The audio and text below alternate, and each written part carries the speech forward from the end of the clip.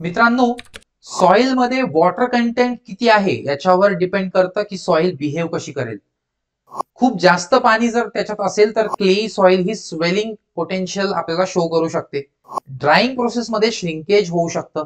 म्हणून water content determine करणं हा एक इम्पॉर्टंट आस्पेक्ट ठरतो आणि त्याला डिटरमाइन करण्यासाठी आपल्याकडे या 7 मेथड आहेत. ओव्हन ड्राईंग मेथड आणि सँडबाथ मेथड या बऱ्यापैकी सिमिलर मेथड्स आहेत.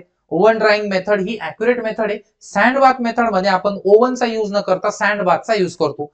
पिक्नोमीटर मेथड ही डुअल पर्पज आहे. स्पेसिफिक ग्रॅव्हिटी पण फाइंड करता येते आणि वॉटर कंटेंट पण फाइंड करता येतं.